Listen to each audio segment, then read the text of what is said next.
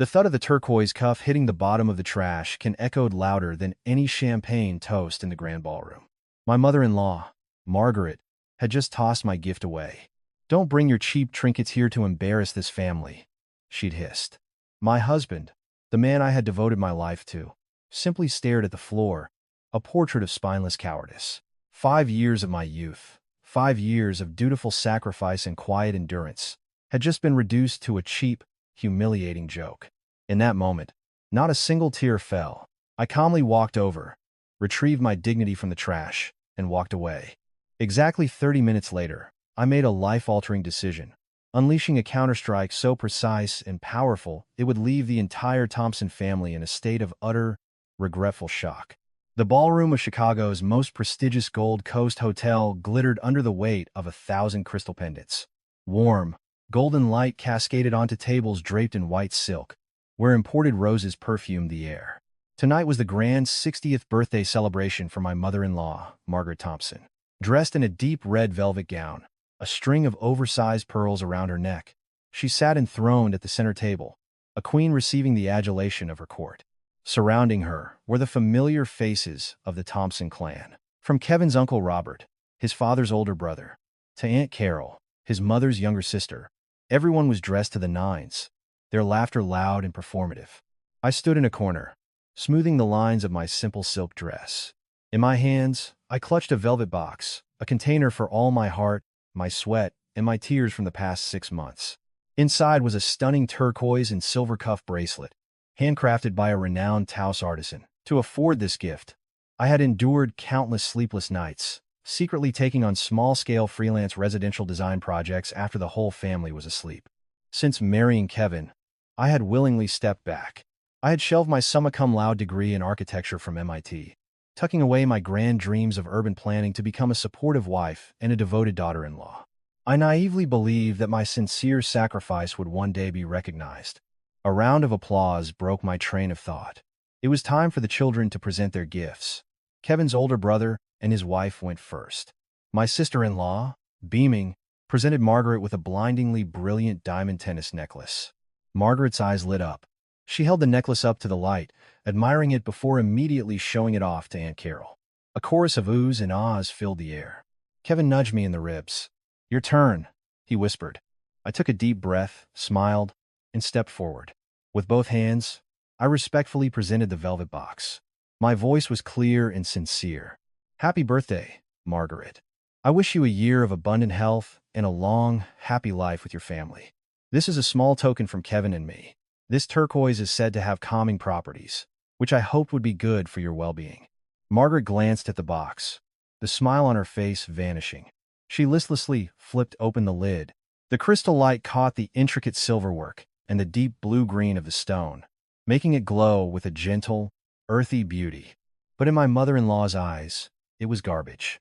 She sneered, picking up the $5,000 piece of art with 2 fingertips. She dangled it for a moment, then dropped it onto the glass tabletop with a sharp clatter that made my heart seize. Margaret raised her voice, ensuring every relative could hear her. "Where did you buy this little trinket?" "Some roadside stand in Arizona.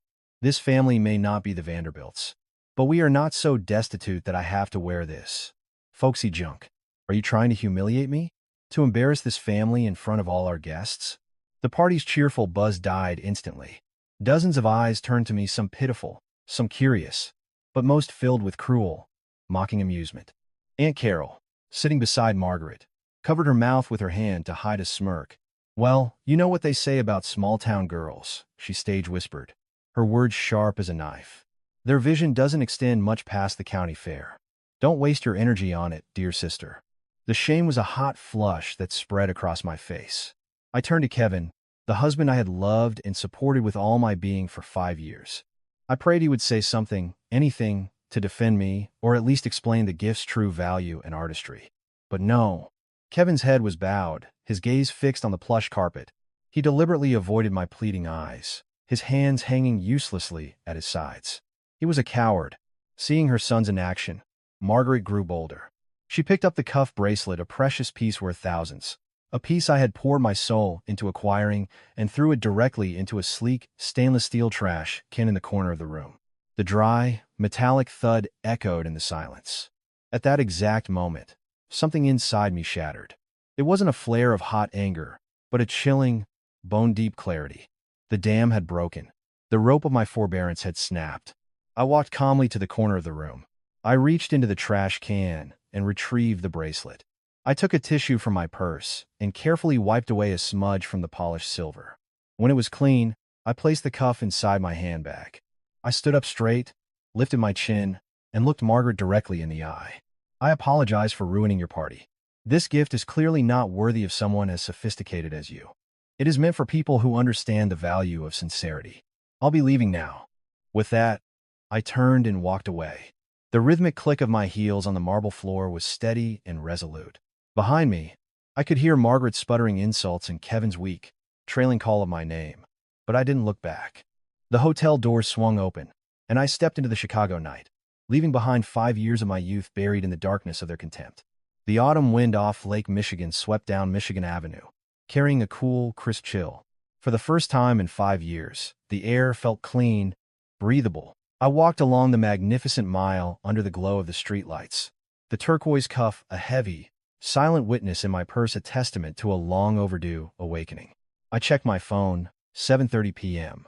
It had only been 30 minutes since I'd walked out of that suffocating ballroom. 30 minutes for a woman to realize she had to start her life over. I opened my contacts, my finger hovering over a name I hadn't called in years.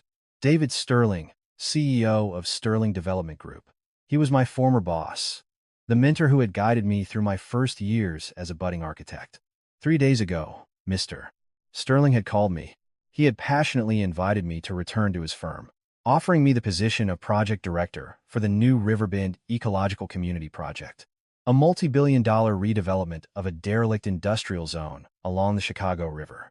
It was a landmark project that demanded a sharp vision and a deep understanding of the city's heritage. At the time, I had refused. I'd used the excuse of being busy with family, busy planning my mother-in-law's birthday party, to suppress the burning ambition in my chest. But now, everything had changed. I pressed the call button. The phone rang 3 times before he answered, his voice deep and resonant. "Ellie, I hope you're calling with good news." I smiled, a genuine, radiant smile that bloomed in the darkness. "Hello, Mr. Sterling. Is that project director position still open? If it is, I'll be in your office tomorrow morning to accept." A hearty laugh boomed from the other end. "I knew you wouldn't be content to stay locked in a kitchen forever. Ellie, the corner office on the 30th floor has been waiting for you. This project needs a cool head and a warm heart that loves this city's soul. Welcome back to the big leagues." I thanked him and hung up. A powerful surge of energy coursed through me. My mind, long dormant and dulled by domesticity, roared back to life. Architectural lines, urban grids, and green spaces danced in my thoughts. I was no longer the meek daughter-in-law of the Thompson family. I was Eleanor Hayes, an award-winning architect. Next, I opened my LinkedIn app. I found the alumni group for the MIT School of Architecture. The group was always buzzing with news of bids, projects, and the promotions of my peers. In that group was Matt, one of Kevin's younger cousins. Matt was a junior designer at a small firm, a notorious gossip who loved to report industry news back to Margaret so she could boast to her friends. I typed a short, clear, and powerful message. "Hello everyone. I'm thrilled to announce that as of tomorrow, I will be taking on the role of project director for Sterling Development Group's Riverbend Ecological Community Project. I look forward to reconnecting and collaborating with my fellow professionals in the industry." I hit post. The moment the message appeared, I turned off my mobile data and put the phone away. I hailed a passing taxi. I gave the driver the address of my daughter Lily's daycare. It was time to pick up my precious girl and take her back to the small condo in Lincoln Park that I owned before my marriage. Tonight, my daughter's life and mine would turn to a new page, a page that would be brilliant and proud. And while my taxi glided through the tree-lined streets of Chicago, a seismic shockwave was tearing through the lavish ballroom on the Gold Coast. As my university friend later recounted, the scene that unfolded in the Thompson family was one of high comedy and pure panic. The party was still in full swing, with glasses of red wine clinking and Margaret preening. She was busy complaining to Aunt Carol about how unlucky the Thompsons were to have an ungrateful daughter-in-law who didn't know her place. Kevin sat in silence, a human shadow downing glass after glass of wine to numb the guilt gnawing at him. Just then, at a table of younger cousins, Matt's phone buzzed insistently. He opened LinkedIn, and his eyes widened at the message in the alumni group. His face went pale. He rubbed his eyes, reading the words again and again. Sterling Development Group, Project Director, Riverbend Mega Project. He couldn't believe it. Sterling was a titan in the real estate world. The Thompson family's modest construction supply business had been struggling for years, pulling every string they could just to be considered as a minor subcontractor for a tiny fraction of that very project, and they hadn't even received a call back. Matt scrambled to his feet, phone in hand, and rushed to the main table. He was out of breath. "Aunt Margaret," he panted, leaning close to her ear. "We have a huge problem. Ellie was just appointed project director for Sterling's Riverbend project. She just posted it in our MIT alumni group. The whole industry is blowing up congratulating her." Margaret was in the middle of spearing an artichoke heart. It fell from her fork and plopped into a ramekin of aioli. She stared at Matt, bewildered. "What nonsense are you talking about? What could that simple housewife possibly do besides cook and clean? She's probably just spreading rumors to save face after I put her in her place."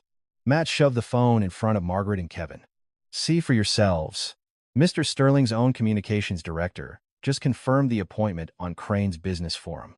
Ellie has full authority over the project's planning, design, and selection of contractors and material suppliers.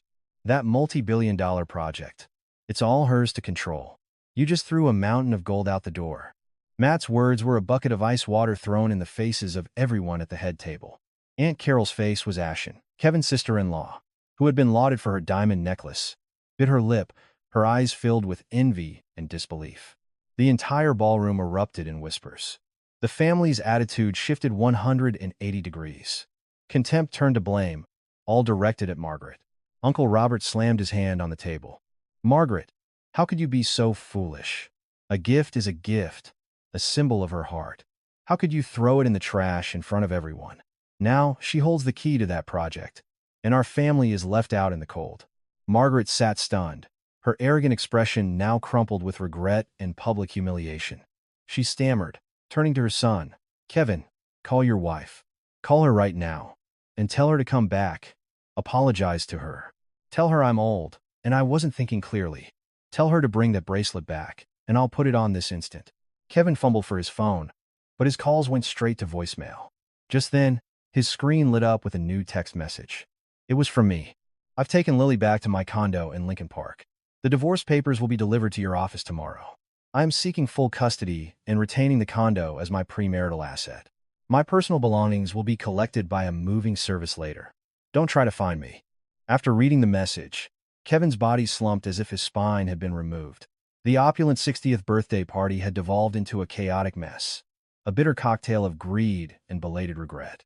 That same night, after tucking Lily into her cozy bed in my old Lincoln Park condo, I decided not to wait until morning. A project of this magnitude had no time for delay. I changed into a sharp, slate gray pantsuit, pulled my hair into a sleek bun, and drove my small car straight to the Sterling Tower in the Loop. It was nearly 11 p.m., but the 30th floor of the gleaming skyscraper was still brightly lit. People who build cities never sleep. Stepping out of the elevator, the familiar scent of freshly brewed coffee in the air felt like a homecoming. This was where I belonged, not in the grease-scented kitchen of the Thompson house. I knocked on the door of the main conference room. Inside, Mr. Sterling and his executive assistant, a sharp young woman named Chloe, were poring over a massive project blueprint. Seeing me, Mr. Sterling looked up, a satisfied smile creasing the corners of his eyes. "You're even earlier than I expected, Ellie. I thought we'd see you in the morning." I pulled a chair and sat opposite him, my demeanor calm and confident. "Time is money, sir. I've already lost 5 years. I don't intend to waste another second. I want to get up to speed on the Riverbend project immediately." Chloe smiled warmly and slid a thick binder toward me. "Welcome back, Ellie. This contains all the preliminary geological surveys and the initial proposals from the previous teams." The chairman wasn't satisfied with any of them. He felt they were too commercial, too much concrete. I opened the binder, my eyes scanning the data and drawings. 15 minutes passed in complete silence. Finally, I closed the file and looked up at them. I cleared my throat, ready to present the idea I had nurtured for years. These plans are all fundamentally flawed. They try to turn this stretch of the Chicago River into a mini Dubai. That would completely destroy the natural landscape and the soul of our city. My vision is different. I want to build an ecological community with culture at its core. We'll preserve the historic riverside warehouses, converting them into cultural experience spaces and artisan lofts. The high-rise residential towers will be set further back, integrated with green architecture and vertical gardens to soften the concrete masses. Construction materials must prioritize sustainability and local sourcing.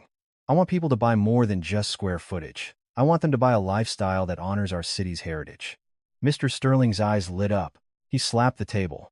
Yes, that is precisely what I've been searching for. A project with a human soul. I knew I didn't pick the wrong person. I looked him straight in the eye, my voice firm. To make this a reality, I have one condition. I need full and absolute authority over the design team. I will personally recruit the best architects in the country, people who understand and love American heritage. And I will have veto power over any material supplier who doesn't meet our quality and sustainability standards, regardless of their connections. Mr. Sterling let out a booming laugh. The quiet girl I remember has become a formidable woman. Granted, you have full authority. Chloe, first thing tomorrow, draw up the official appointment letter and delineate Director Hayes' executive powers. I smiled, shaking his hand firmly. This handshake marked the official return of Eleanor Hayes to the cutthroat world of architecture. As I stepped out of the Sterling Tower into the quiet of the late night, I took a deep breath of the cool city air. The real battle was just beginning. The next morning, the soft autumn sunlight filtered through the blinds of my Lincoln Park condo, waking Lily. She stretched and wrapped her arms around my neck, a sleepy smile on her face. We had a simple breakfast of toast and milk, a meal filled with a tranquility I hadn't known in years. There were no clattering dishes of disapproval, no piercing glares from my mother-in-law. At 8 a.m., as I was getting dressed for work, my phone began to vibrate incessantly. Kevin's name flashed on the screen. I let it ring 3 times before I finally answered. His voice was a mixture of panic and accusation. Ellie, where are you? Why didn't you come home last night? What was that scene you caused at the party? Mom's blood pressure is through the roof. She's had to stay in bed. You need to bring Lily home right now. Just come home, apologize to Mom, and we can put all this behind us. A bitter smile touched my lips. Kevin, you haven't changed. You always expect me to apologize for the wrongs your mother commits. Do you know what I was waiting for yesterday? When she threw the gift I bought with my own sweat and tears into the trash. I was waiting for you to stand up and defend your wife. But what did you do? You stood there like a coward. There's nothing left to say between us. The divorce papers are already printed. I'll have them couriered to your office today. Sign them and file them. Kevin frantically cut me off. Ellie, don't be ridiculous. You're the director of a major project now. This is a huge opportunity for our family. Mom says she's not angry anymore. She said you should come home, and then she'll let our family's company supply the steel for your project. It's a win-win for everyone. Family always comes first. Before I could respond, a video call request popped up on my screen. It was from Margaret's account. Kevin must have been right beside her. I coldly accepted the call. On the screen, Margaret's face was a mask of feigned frailty, her eyes glistening with crocodile tears. She spoke in a syrupy sweet tone I had never heard in 5 years. Ellie, my dear daughter-in-law, I was out of line yesterday. I'm old, I get confused. Please don't hold it against me. We are all so proud of you, becoming such an important director. About the materials for your project, just let our family's company handle it. We have to keep business within the family, you know. Now, bring my granddaughter home to me. Looking at that hypocritical face, my contempt reached its peak. I replied in a voice as cold and hard as ice, enunciating every word. Margaret, save this performance for someone else. For 5 years, you treated me like a servant. You looked down on my background. As for your family's assets, you can keep them. The Sterling Group's project has incredibly strict standards. Your family's small. Corner-cutting supply company wouldn't even pass the first round of vetting. From this moment on, the Thompson family and I have no connection whatsoever. Do not call me again. I ended the call. Immediately, I went into my settings and blocked Kevin's number, Margaret's account, and every single number of the Thompson clan I had saved. A simple action, yet it brought an immense sense of liberation. I turned to Lily, who was happily playing with her blocks on the rug. I walked over and gathered her into my arms, kissing her forehead. It's just you and me now, sweetie, and we're going to be so happy. No one will ever be allowed to hurt us again. I took her hand, and we walked out the door into a new day. The city streets flooded with sunshine. I had severed the toxic ties, shedding a past of humiliation to walk my own path. No compromise, no regrets. The sun-drenched construction site was waiting for me, the place where I would build my masterpiece. 3 days after I officially took my position, the late afternoon sun cast long, golden-orange stripes across the Chicago skyline, visible through the floor-to-ceiling windows of the Sterling Tower. I stood on the 30th floor, gazing down at the bustling traffic on Wacker Drive, my mind still organizing the geological survey data the engineering team had just submitted. The pace was dizzying, but I felt invigorated, alive. The pain of my failed marriage seemed to have been buried under the mountain of work. Or perhaps it had simply vanished the night I retrieved the turquoise cuff from the trash. I packed up my laptop and headed down to the lobby. Just as I stepped through the revolving doors, I stopped short. Standing under a crimson leaf tree, near the guest parking area, was Kevin.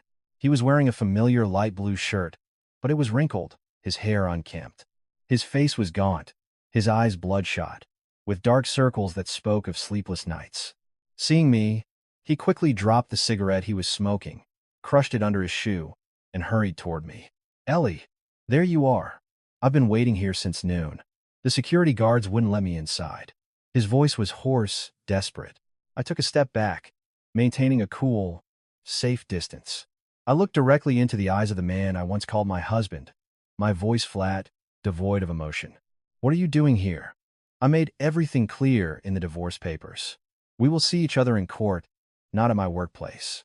Go home, Kevin. Don't interfere with my job." He reached for my arm, but I instinctively recoiled. His hand hung awkwardly in the air before falling to his side. He stammered, his voice trembling. "Ellie, I'm sorry. I am so sorry. The house is so cold and empty without you and Lily. I'm not used to it.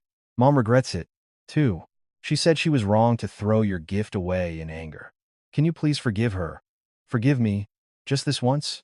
We were married for 5 years. We have Lily. How can you be so heartless as to throw it all away over a moment of anger?"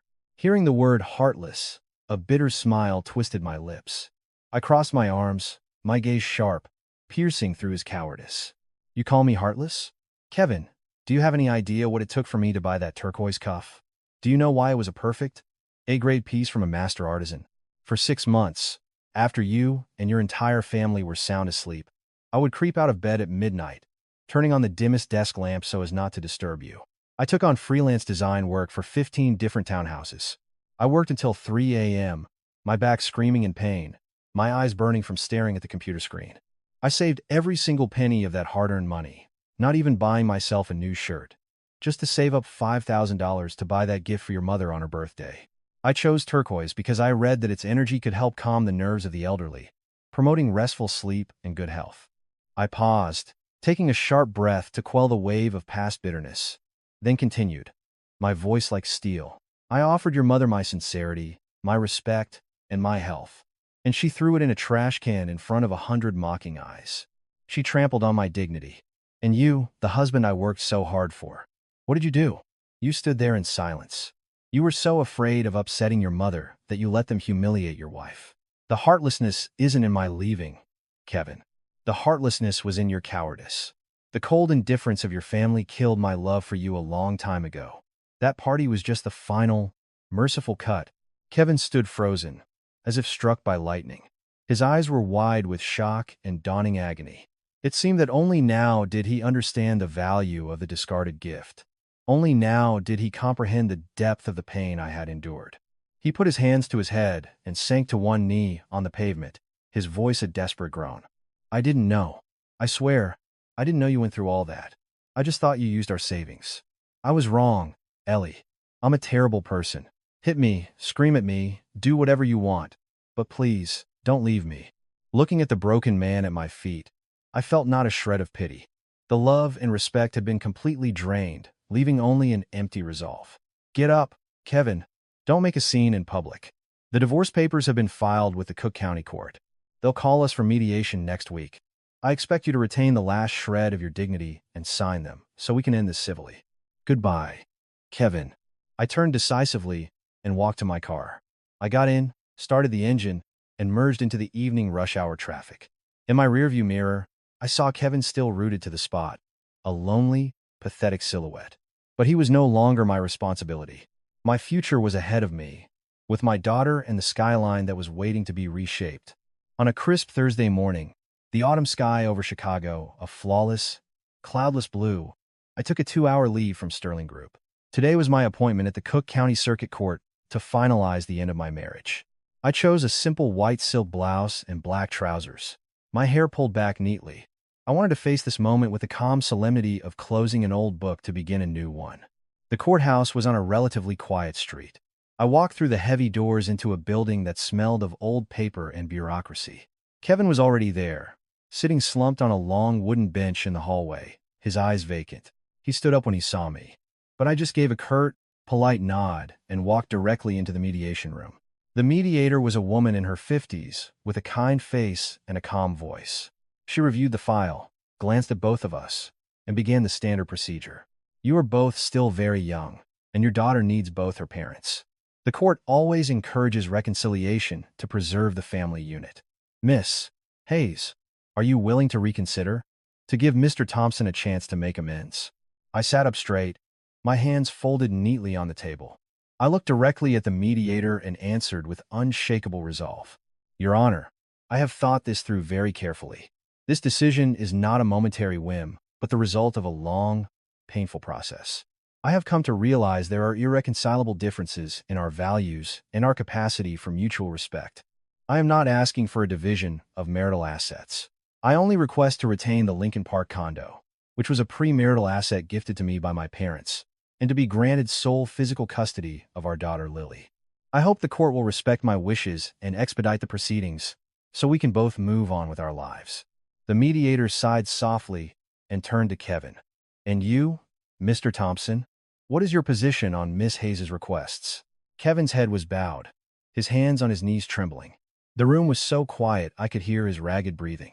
After a long moment, he slowly looked up, the corners of his eyes red. I agree, Your Honor. I agree to let Ellie have custody. I will pay child support as required. The condo is hers. I have no claim to it. I respect her decision. Hearing those words, a wave of relief washed over me. The rest of the proceedings went quickly. We each signed the mediation, unsuccessful report, and the uncontested divorce agreement. As my pen flowed across the paper, completing my final signature, an invisible weight I had carried for years was finally lifted. Stepping out of the courthouse, the bright sunlight made me squint. The air felt unbelievably fresh. Kevin followed a few paces behind. As I reached my car, he called out, Ellie, take good care of Lily. Can I come see her on the weekends? I turned, my expression as calm as someone who has weathered a great storm. You are still her father, Kevin. I will not stand in the way of that.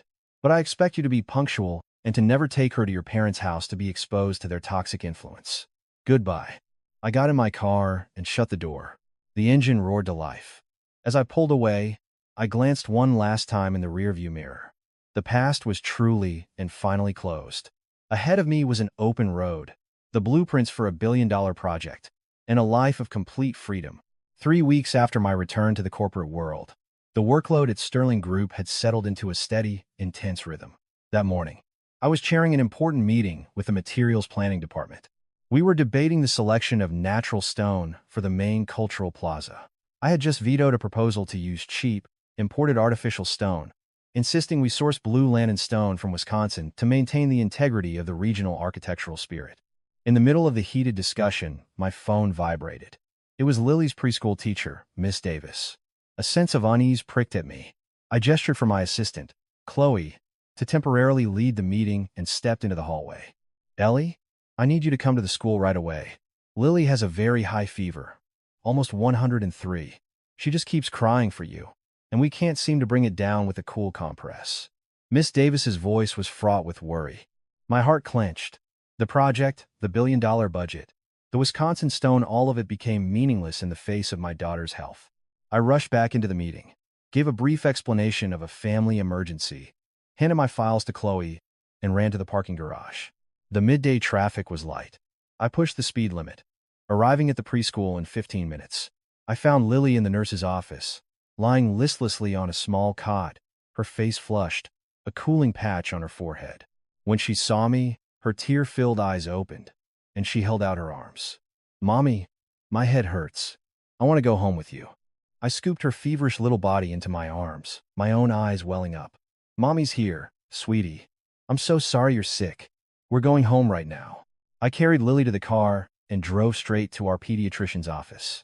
The diagnosis was a seasonal virus. After getting the prescription, we went back to the condo. I gently sponged her down with lukewarm water, fed her spoonfuls of chicken broth, and coaxed her to take her medicine. An hour later, Lily was finally asleep, her breathing even, her temperature starting to drop. Only then did I allow myself to sit down, stretching my aching neck. I picked up my phone to check work emails and saw dozens of missed calls and junk messages from unknown numbers. Since blocking the Thompson family, they had resorted to using burner phones to harass me. I randomly opened one message. "Ellie, this is your Uncle Robert. You blocked my other number, so I'm using the company's security guard's phone. Our family business is going through a tough time. You're a big director at Sterling now. Can you just ease up a bit and let your cousin Matt's company get the cement contract for your project? We're all family. Let bygones be bygones. Help the Thompson family out this one time, and I'll have Margaret personally come and apologize to you." Reading the shameless text, I felt nauseous. Their opportunism and greed knew no bounds. When I was powerless, they trampled on me. Now that I held power, they were willing to discard all shame to leech off me, even dangling a false apology as bait. Without a second thought, I deleted the message and blocked the number. I put my phone on silent. I lay down next to Lily, wrapping my arm around her small body. The warmth of a mother's love was the greatest force that kept me standing. I whispered into her sleeping ear, "My sweet Lily, from now on, our lives will be peaceful. No more insults, no more hypocrisy. Mommy is going to build a new world for you, a world that is strong and proud. I promise." Time flew by, and the Riverbend project entered its advanced design phase, revealing its most formidable competitor. Sterling Group wasn't the only firm eyeing this colossal prize. Our most dangerous rival was Vance Global Architecture, a powerhouse in the Midwest construction industry. On a Monday morning, I represented Sterling at a master plan review meeting at the Chicago Department of Planning and Development. In the stately lobby, I came face to face with the delegation from Vance. Leading their team was Jared Vance, their star senior design director. Jared was notorious in the industry for his arrogant demeanor and his portfolio of flashy, glass-sheathed commercial megaprojects that maximize profit at all costs. He was dressed in a designer suit, his hair slicked back, radiating smug self-satisfaction. Trailing him were several younger architects. I stopped for a second, recognizing two of them. Ben and Sarah, two brilliant interns I had personally mentored for their final thesis projects years ago, back when I was a team lead at a smaller firm. They saw me and looked flustered, quickly averting their eyes. Jared noticed my pause. A smirk played on his lips as he deliberately stepped in front of me, his voice dripping with condescension for all to hear. Well, Eleanor Hayes.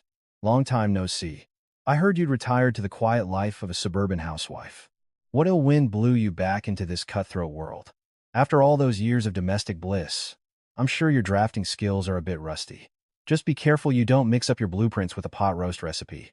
That would be a disaster for your investors. A few snickers came from his team. Ben and Sarah flushed, looking mortified. I stood tall, my gaze sharp, looking directly at Jared's smirking face. I felt no anger, only pity for a man who could only measure artistic merit with cheap insults. I smiled calmly, my voice clear and articulate. "Hello, Jared. You're right.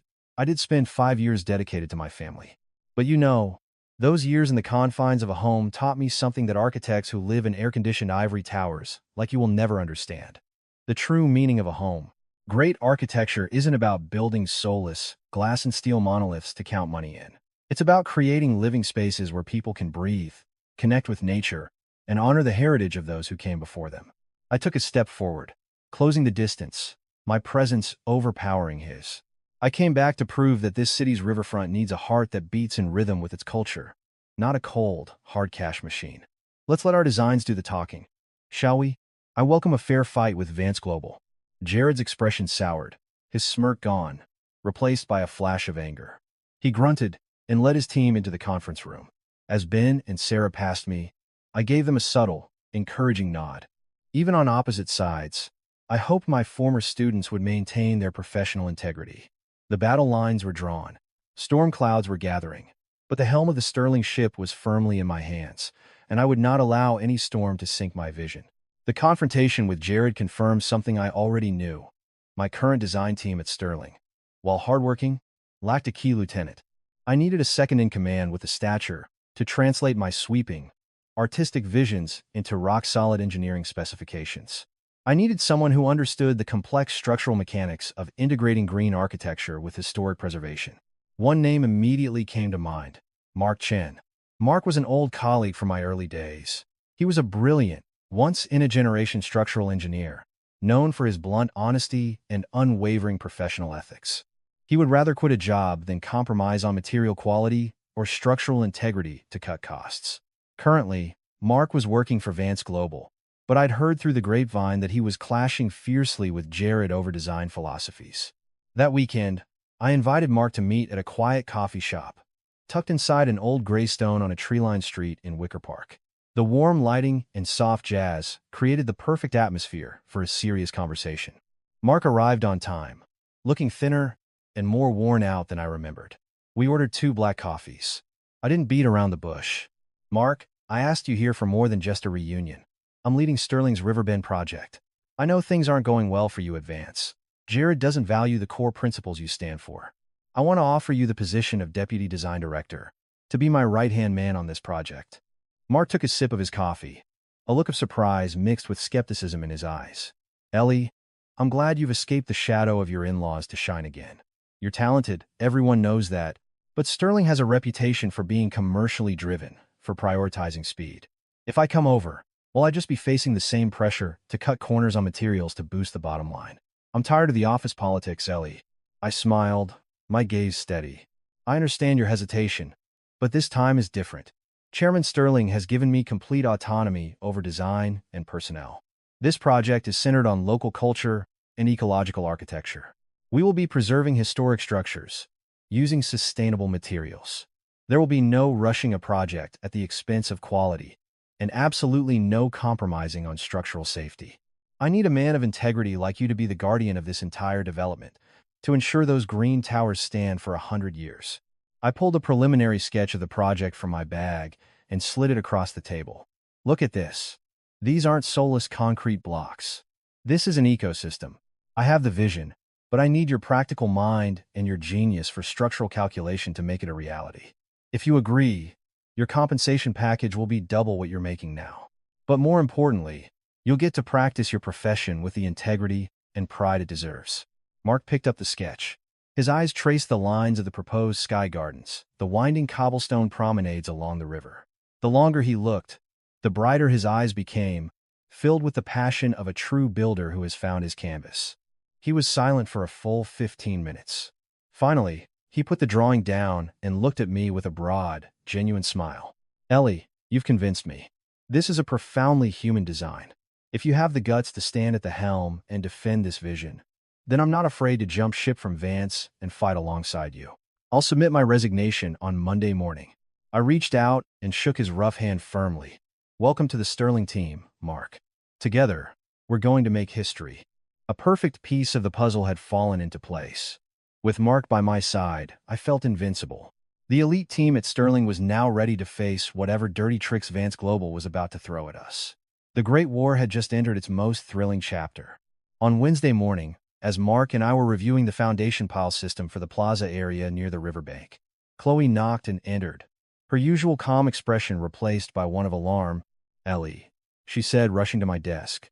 "I just got a call from a contact at the city's project management office. He said there's an older woman causing a huge scene in the lobby of the Department of Planning and Development.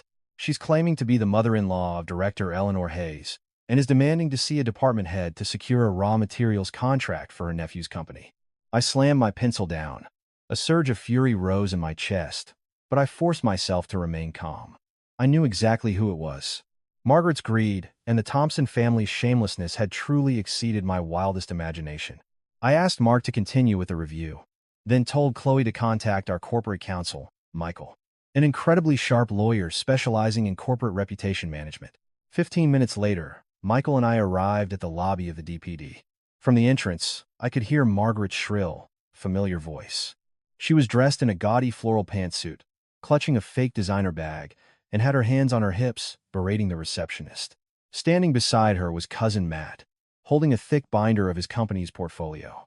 "What kind of service is this?" "I told you. I am the mother-in-law of Eleanor Hayes, the director of the Riverbend Project. My daughter-in-law is in charge. If you won't show me respect, you have to show her respect. Get your director out here to accept my nephew's proposal, or I'll have my daughter-in-law blacklist every contractor you people recommend." The receptionists were trying to explain that all bidding processes had to go through the transparent online portal, but Margaret was having none of it. The lobby was filling with onlookers, whispering and pointing. My reputation, and that of Sterling Group, was being dragged through the mud in a public government building. My heels clicked loudly on the marble floor as I strode up behind her. I spoke, my voice cold and clear, echoing through the lobby. "You're mistaken. I don't have a mother-in-law." Margaret jumped, spinning around. When she saw me, flanked by a stern-looking lawyer, her aggressive posture immediately deflated. Her face went from red to pale. Matt quickly tried to hide the binder behind his back. Margaret forced a grotesque smile. "Oh, Ellie, darling. There you are. I was just helping out young Matt here. You know, we must keep business in the family.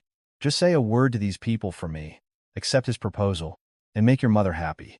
We can discuss the details at home." I sidestepped her attempt to grab my hand, my eyes like daggers. "Let me be clear, Margaret. Your son and I are legally divorced. There is no longer any relationship between me and the Thompson family. On what grounds are you coming to a public office, impersonating my relative to solicit business? Your actions are not only shameless, they constitute slander against my personal character and defamation of the Sterling Development Group's corporate reputation." I nodded to Michael. He stepped forward, pulling a formal, stamped document from his briefcase. His professional voice boomed with authority. "Ma'am, I am legal counsel for Miss Eleanor Hayes. In light of your actions today, impersonation, making false claims for personal gain, we demand you immediately cease and desist from using my client's name and image. If you or any member of the Thompson family continues this behavior, we will file a lawsuit against you for slander and tortious interference with business. This is your one and only official warning." Michael held the letter out to Margaret. She was so frightened, her hands trembled, and she didn't dare take it. Matt quickly grabbed her arm, muttered a string of apologies, and dragged her out of the lobby. The onlookers broke into a smattering of applause. Against such brazen shamelessness, leniency is an invitation for more abuse. With that single, sharp legal strike, I had permanently slammed the door on the Thompson family's parasitic ambitions, sweeping them out of my life for good. With the distraction of my former in-laws neutralized, I focused all my energy on the preliminary design presentation. This was a make-or-break moment. The event was held in a VIP conference hall at a major downtown hotel, before an evaluation committee composed of senior city officials, top urban planning experts, and representatives from major investment funds. The atmosphere was electric with tension. All eyes were on the stage where the two titans, Sterling Group and Vance Global, were about to play their strongest hands. Jared Vance presented first. As expected, his design reeked of money and flash. The giant LED screen lit up with renderings of a super metropolis, drowning in tempered glass and steel. He envisioned a retail mecca, with massive, interconnected shopping malls and towering skyscrapers packed tightly together to maximize sellable square footage. He spoke eloquently about return on investment and the colossal profits that would flow to investors within 5 years. Several committee members nodded, impressed by the dazzling financial projections. When Jared finished to a round of applause, I rose calmly. I had chosen to wear a custom-tailored silk pantsuit in a deep forest green, an outfit that was elegant and hinted at my naturalistic theme. I walked to the podium, smiled at the committee, and began not with dry numbers, but with a story. Good morning. I was born and raised in Chicago. My childhood memories are filled with walks along the lakefront, watching the historic brick buildings of the South Side glow in the setting sun, breathing in the scent of prairie grass after a summer rain. Our city is growing. But in our race to become a modern megacity, we are in danger of losing our most precious asset, our soul. I clicked to the next slide. Instead of cold glass boxes, a breathtaking panorama unfolded. It was Sterling's vision. I explained our concept of weaving historic-inspired streetscapes with modern green buildings. Instead of bulldozing the old industrial warehouses, we proposed preserving their brick facades, transforming them into pedestrian-friendly zones with artisan workshops, galleries, and cafes. The residential towers were set back, designed in the cascading shape of natural rock formations, their balconies draped in native plants, creating giant, living green lungs to purify the air. I emphasized our commitment to using traditional, local materials like reclaimed Chicago brick and Wisconsin land and stone, combined with modern energy-saving technologies. Investors won't just be selling square footage, I argued. We will be selling a lifestyle. The people who move here are seeking tranquility in the heart of a bustling city. They want their children to grow up appreciating local history and craftsmanship. The initial profits may be slower than a purely commercial project, but the property values in this community will grow sustainably, exponentially, for decades to come. The hall was silent. The chairman of the committee, a veteran architect with a shock of white hair, took off his glasses, his eyes misty. "A design that touches the heart," he murmured. "It awakens a sense of civic pride we have long neglected." However, the representatives from the financial investment funds expressed concern about the longer capital recovery timeline. A debate erupted between the two camps, cultural preservation versus commercial development. After 2 hours of closed-door deliberation, the chairman returned. "Mr. Vance's proposal offers clear financial benefits. Miss Hayes's proposal offers profound humanistic value. Both are exceptional in their own right. The committee has decided to give both firms 1 month to finalize their detailed technical specifications. We will then hold one final, public showdown to select the ultimate winner." I stepped down from the podium, my eyes meeting Jared's fiery, resentful gaze. The final battle would be fierce, but I was utterly confident in the path I had chosen, the path of defending my city's soul.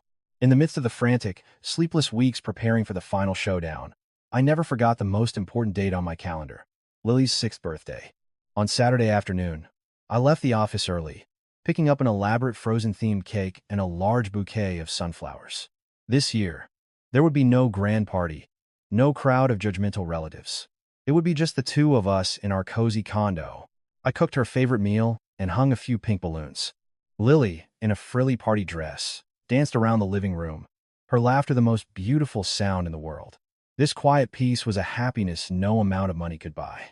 Just as we were about to light the candles, the doorbell rang. Standing outside was Kevin. He was holding a giant teddy bear and a neatly wrapped gift. He looked cleaner than the last time I'd seen him, but a deep sadness still haunted his eyes. "Hi. It's Lily's birthday. I just wanted to see her for a little while. I'm alone." I nodded and let him in. He was, after all, her father. Lily squealed with delight and ran to him. He swept her up in his arms, his own eyes welling with tears. We sang "Happy Birthday" together. He gave her a small gold locket, fastening it carefully around her neck. The small dinner was quiet. He tried to bring up old memories, but I gently steered the conversation back to Lily's school and health. The past was a closed book. At 8 p.m., he stood to leave. At the door, he hesitated. "Ellie, you look tired. The job must be stressful. Since you left, I've realized you were the one who held everything together. The house is just empty. Mom is sick a lot, always irritable.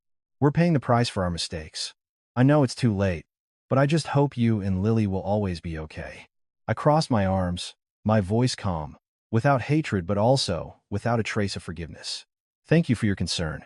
My work is demanding, but I am doing what I love, and I am living with my head held high. I've never been healthier or happier. As for your family's problems, I'm sorry, but they are no longer my concern. You are welcome to visit Lily on your scheduled days and fulfill your child support obligations. But I hope you understand our boundaries. We are two strangers who share a child. Please do not bring the troubles of your family here to disturb our peace." He nodded, defeated, and walked away. The elevator doors closed on his lonely figure. I closed my own door, relieved. My choice was the right one. A birthday without a full table of relatives was a birthday full of unconditional love and everlasting peace. The race for the Riverbend project entered its final, brutal week. Our team was working at 200% capacity. But the corporate world is a battlefield, and a knife in the back often comes from the shadows. One Wednesday morning, I walked into an office thick with tension. Chloe rushed to me, holding a tablet. "Ellie, look at this article. Someone is running a media smear campaign to destroy us." On the screen of a prominent real estate news site was a shocking headline: Sterling's Riverbend project on shaky ground? Leaked blueprints reveal potentially unsafe foundation design, posing risk of catastrophic collapse. Below the article were images of our core technical drawings, accompanied by a malicious analysis from an anonymous expert claiming our innovative, eco-friendly foundation design was a fatal flaw that would cause the Green Towers to crumble into the Chicago River. The article went viral, creating a firestorm of bad press. Mark slammed his fist on the table. "That's our third stage draft, the one before we added the deep-drilled caisson reinforcements. It was an internal file only. Someone on the inside leaked this to Vance Global so they could plant this story. They are despicable." My phone rang. It was Chairman Sterling. The board was in a panic. This was a direct hit designed to cripple our reputation right before the final vote. I took a deep breath. "Stay calm, Mark. If the enemy throws mud at us, we'll use that mud to build a fortress. I want a full audit of the server logs for the past 7 days. Find out who downloaded that file. Chloe, contact our PR team. We're holding an emergency press conference tomorrow afternoon. We will face this head-on." Within 3 hours, IT had the answer. The file was downloaded by Leo, a young 3D rendering artist who had joined us 2 months ago. I called him into my office. At first, he denied everything. But when I presented the digital evidence and threatened to involve the police for corporate espionage, he broke down. "I'm sorry, Miss Hayes," he sobbed, kneeling on the floor. "Jared Vance's assistant contacted me. They offered me a huge sum of money and a team lead position if I leaked a flawed blueprint. My mom is sick. I needed the money for her treatment. I never thought it would get this bad." Looking at the trembling young man, I felt more sadness than anger. Vance Global had played a dirty, despicable game. Your loyalty to your mother is admirable, but your method has jeopardized the livelihoods and safety of thousands. I won't report you to the police on one condition. You will cooperate with me and expose the people who put you up to this at tomorrow's press conference. It's time to reclaim your honor, Leo." He nodded tearfully, promising to tell the whole truth. The enemy wanted to drown me in filth. I would show them the power of the truth and the resilience of a woman who had already walked through fire. The next afternoon, our company's auditorium was packed with reporters and investors. As I walked to the podium, I was met with a barrage of flash photography and skeptical questions. Dressed in a crisp white suit, I waited for the noise to die down. "Ladies and gentlemen," I began, my voice ringing with confidence. "I want to state unequivocally that the rumors circulating about our project's safety are entirely false, the result of a malicious and organized smear campaign." A reporter shot up. "Miss Hayes, the leaked blueprints bear your firm's official stamp. How do you explain the unsafe specifications?" "An excellent question," I replied as Chloe brought up a new image on the giant screen behind me. "That blueprint is ours, but it is an outdated and rejected draft. To assure you of the project's true integrity, I have invited Professor Emeritus Alan Grant from Northwestern School of Engineering, one of the most respected and independent minds in the field, to speak." Professor Grant, a distinguished man with white hair, took the stage. He presented our final, complete blueprint. With sharp, scientific analysis, he explained our advanced deep caisson foundation system, affirming that Sterling's design was not only perfectly safe but was, in fact, a groundbreaking innovation for building on riverside soil, guaranteeing the structures for centuries. The professor's authoritative words extinguished the media's skepticism. As the room murmured with approval, I returned to the microphone, my eyes turning to steel. Now that we have established our technical integrity, the question remains: who leaked a flawed draft and why? Who is behind this dirty campaign? I clicked to the next slide. On the screen was a copy of Leo's bank statement, showing a large deposit from an account belonging to Jared Vance's executive assistant. Next came a recording of the phone call, where they negotiated the deal. The room gasped. "We have irrefutable proof," I declared, "that Vance Global Architecture engaged in bribery, corporate espionage, and media manipulation to compete unfairly. We are compiling this evidence, and will be turning it over to the authorities to pursue criminal charges for unfair competition and corporate defamation. A stunned silence fell over the room, followed by a palpable wave of indignation directed at our rival. My counterattack had not only cleared our name, but had unmasked our enemy, exposing their cowardly tactics to the world. The press conference ended in a thunderous ovation. The storm had passed, leaving a clear sky. The path to final victory was now wider and brighter than ever. After the resounding success of the press conference, my reputation and that of Sterling Group were stronger than ever. But the life of a single mother is never without its challenges, and sometimes the fiercest storms come from the most unexpected places. On Friday morning, I received a frantic call from Miss Davis, Lily's teacher. She told me Lily had been in a scuffle with a boy in her class named Ben, and was now inconsolable. My heart sank. I rushed to the school. In the principal's office, Lily was huddled on a small sofa, her eyes puffy from crying. Across from her sat a garishly dressed woman, dripping with gold jewelry. Ben's mother, Jennifer. The moment I walked in, Jennifer put her hands on her hips. "Are you Lily's mother? You need to see what your daughter did." She scratched my son's arm. "This school needs to discipline children like her. We can't have kids with no father figure in the house, disrupting the classroom." Her venomous words, aimed at my divorce, ignited a fire in me. But I remained calm. I went to Lily, hugged her, and wiped her tears. I then asked Miss Davis for the full story. The teacher explained that Ben had been teasing Lily, calling her the girl with no dad whose family threw her away. Lily had argued back. Ben pushed her down, and in self-defense, Lily had accidentally scratched him. I turned to Jennifer, my face placid, but my eyes sharp. "First, on Lily's behalf, I apologize for the scratch on Ben's arm. However, I need you to explain something. A 6-year-old boy doesn't come up with hateful phrases like girl with no dad or thrown away on his own. That kind of poison comes from the adults in his life who gossip about other people's private matters. Your failure to teach your son basic human decency is the real lack of education here." Jennifer, flustered, shot back. "Kids hear things. It's not like I can control everything. Besides, it's true, isn't it?" I stepped forward, my voice resonating with the authority I'd earned in boardrooms and on construction sites. "Divorce is a legal and civilized choice for adults. It is not a crime. My daughter is surrounded by love from me and her grandparents, and she has every right to be proud of her family. I demand that you and your son apologize to my daughter for the verbal abuse. If you refuse, I will be taking this matter of bullying up with the school board and the Parent-Teacher Association." My firm stance made her back down. Under the principal's guidance, a reluctant apology was made. I accepted it gracefully, then took Lily out of school for the afternoon. We went to Lincoln Park. I bought her an ice cream cone, and we sat on a bench by the pond. "Lily, honey," I said, hugging her close, "you were so brave today, but I want to teach you something more important than anger. Look at the trees. Some have many branches, some have just one trunk, but they all have strong roots. Our family is like that. Other families have a mom and dad living together. Our family has a mom and a daughter, and a dad who visits. That doesn't make us less happy or less strong. You never have to be ashamed. True strength isn't fighting back with your hands. It's living a good, kind life with your head held high. When people make fun of you, it's because they are ignorant. Your job is to learn, to play, and to grow into a proud, wonderful woman. I will always be your fortress."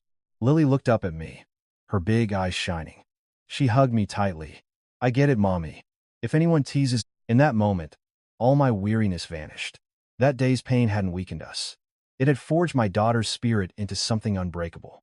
We walked hand in hand along the sun-dappled path, leaving the world's narrow-minded judgments far behind. A month of tireless preparation had passed. Today was the final showdown, the day that would decide the fate of the Riverbend project. The hearing was held in the Grand Chamber of City Hall. The atmosphere was formal and intense. The 15-member committee was headed by the mayor himself. Jared Vance went first. His presentation, titled "The Diamond Towers," was a dazzling display of opulent, glass-encased skyscrapers designed to look like giant diamonds rising from the riverbank. He promised a commercial mecca, a money-printing machine that would pour tax revenue into the city's coffers and deliver a 30% ROI to investors in just 3 years. His pitch was a siren song of immediate, staggering profit, and the city's financial officers were captivated. When he finished, half the room erupted in applause. He shot me a triumphant smirk as he walked past. Then, it was my turn. I walked to the podium, taking a moment to let the buzz from Jared's presentation fade.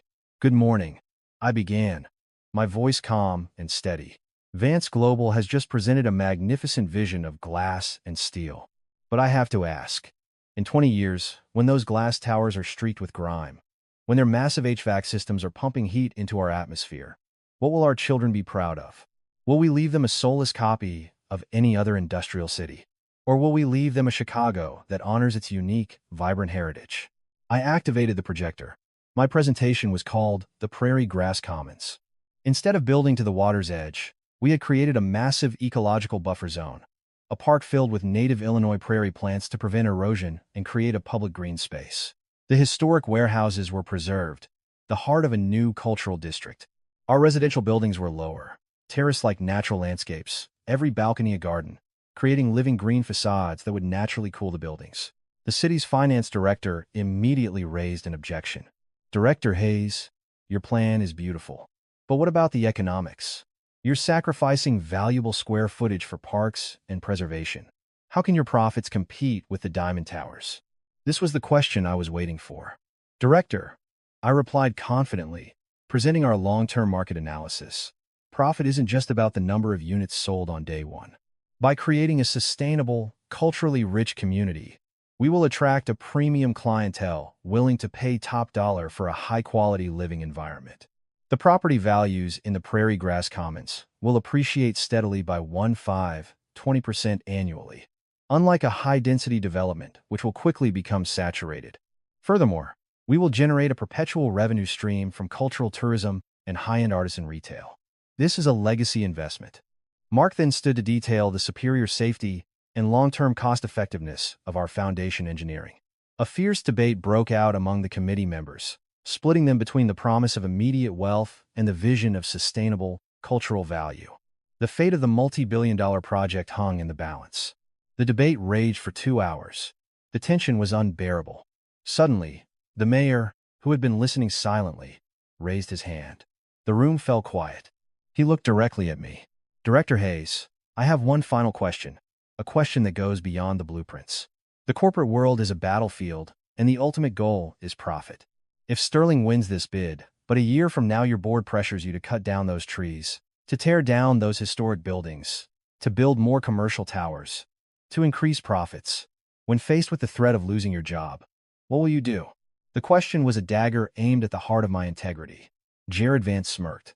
Certain no hired executive would dare defy their investors. I looked at the mayor, remembering the humiliation, the sleepless nights, and the promise I had made to my daughter. I smiled, a radiant, unshakable smile. Mr. Mayor, members of the committee, I answered, my voice ringing with conviction. I became an architect to build a better world, not to be a draftsman for the highest bidder. I am a citizen of Chicago, and I have a responsibility to protect the soul of this city. If the scenario you described were to happen, I would sooner resign and tear up these blueprints with my own hands than compromise and destroy our heritage. Profits can be made anywhere, but once the soul of our culture is buried under soulless concrete, no amount of money can ever buy it back. The integrity of the Prairie Grass Commons is my absolute, non-negotiable red line. Silence. Then, the mayor broke into a broad smile. He stood up and began to clap. The cultural experts and architects joined in. One by one, even the finance officers stood, a wave of applause washing over the room. This city has enough skyscrapers, the mayor declared, his voice booming. What we lack are people with the vision and the integrity to protect our legacy. Director Hayes' conviction is the strongest guarantee this project could have. On behalf of the committee, I officially announced that Sterling Development Group has been awarded the exclusive rights to develop the Riverbend Ecological Community. Tears of joy streamed down my face. Mark hugged me, Chloe cheered. Across the room, Jared Vance's face was a mask of fury as he and his team beat a hasty retreat. The battle was over. The light of truth, cultural pride, and integrity had triumphed over gaudy commercialism. I had won. 6 months later, at the grand groundbreaking ceremony for the Prairie Grass Commons, I stood on the VIP platform in a stylish yellow suit and a white hard hat. The mayor, Chairman Sterling, and other dignitaries were by my side. As the first shovel of earth was turned, hundreds of green balloons were released into the clear autumn sky. Looking out at the vast construction site, the first foundations of my masterpiece, I felt an indescribable sense of pride. In the distance, outside the security fence, I saw a familiar figure, Kevin. He stood alone by his old motorcycle, watching the celebration. Even from 100 yards away, I could see the regret etched on his face. He was looking at a woman of power and independence, surrounded by respect. He finally understood that the chasm between us was far greater than a divorce decree. He hung his head, got on his motorcycle, and disappeared into the traffic, a final, fading ghost from my past. After the ceremony, Mr. Sterling pulled me aside. "Ellie, the board has unanimously agreed. We want to promote you to Executive Vice President of Strategic Investments for the entire company. You've earned it." I smiled warmly. "Sir, thank you for that incredible honor. But I must respectfully decline. This project is my child. I want to be here on the ground, in my boots and hard hat, to oversee every brick laid, every tree planted. All I ask is to remain as project director until the day we cut the ribbon. The corner office can wait. A masterpiece cannot." He laughed, a deep, appreciative sound, and agreed.